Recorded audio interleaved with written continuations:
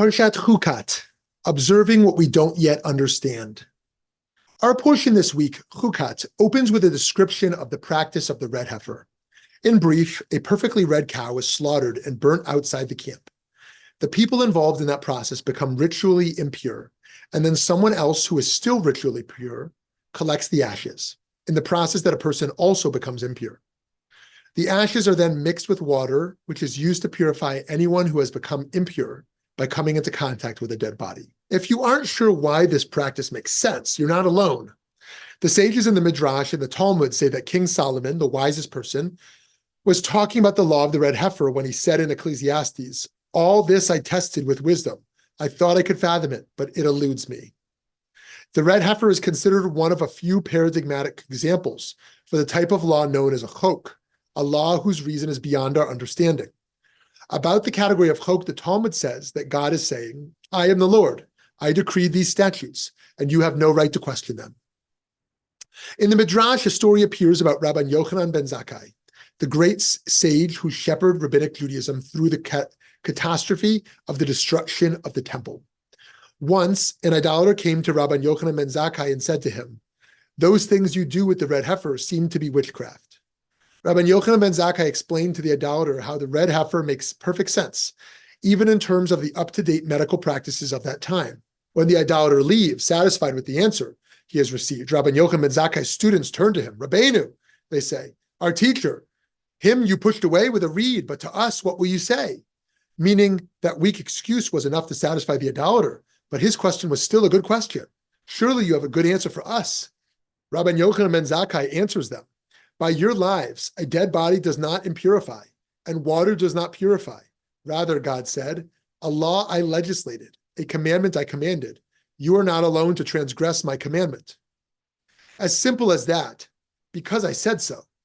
As 20th century teacher of Torah Nechama Leibovitz explains, Rabbi Yochanan ben Zakkai is saying that these laws of purity do not reflect the physical reality at all. Rather, it is the commandments themselves, the commandedness of it, that refine a person. Leibowitz concludes her study on the red heifer. May our lot not be among those who seek rational reasons for matters that are outside of the purview of reason. Rather, may our lot be among the students of Rabbi Yochanan ben Zakkai, who take on themselves the yoke of chok, as we take on the yoke of the rest of the commandments. Many of us may find ourselves uncomfortable with this whole approach. We may believe that our actions do matter here and now in ways that we can feel and comprehend, and not just because of our obedience, but because of their impact on ourselves and others. The ancient Jewish law that we've inherited, with all its evolutions and adaptations, is not seemingly absurd, but guides us to act morally. I believe there is value in being intentional about ritual. For example, going into prayer, having the conscious desire that the words and the melodies will make my heart more compassionate, and not just as a rote repetition of God's dictation. And as a parent myself, I know I would rather my children follow my guidance because they see the wisdom in it, because they know it's right, rather than just because I said so. If we push through this resistance, what can we learn from this idea of chok? This value of following laws that we do not and cannot understand. What message does it hold for us? Let's discuss three interrelated answers to this question. One is about reality, one is about humility, and one is about creativity. First, reality. This concept of chok has enshrined in our tradition a vital acknowledgement of two truths. The first important truth to recognize is that we do not and cannot understand everything, and we have a responsibility to act anyway, with imperfect understanding. At the foot of Sinai, the Jewish people accepted the covenant by saying, "Naseh v'nishma," we will do and we will hear. First, we will do even before, and we do not fully understand. The second truth that the notion of chok brings to our attention is the fact that we are all beholden and attached to traditions. As much as progress and thinking for yourself and moral clarity are important, no one is free of inherited biases, patterns of thought, or historical attachments, whether you are religious or not, whether you are a hard scientist, a social scientist, an artist, a politician, a homemaker, a religious leader, a revolutionary, or an educator. All occupations, all movements, all communities, and thus all individuals carry collective memory.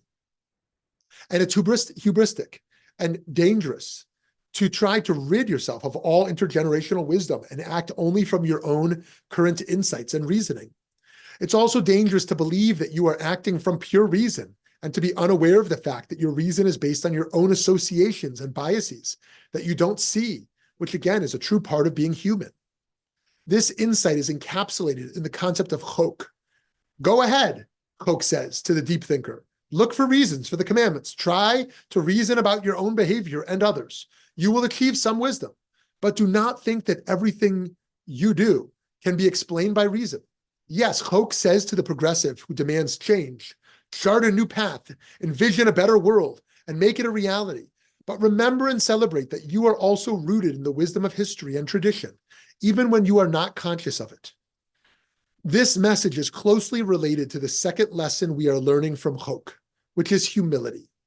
We have already said that the idea of chok reminds us to humbly recognize that we are not abstract, rational beings, and we have imperfect knowledge of our own motivations. Beyond that acknowledgement, the notion of chok trains us to humbly submit to other voices than our own.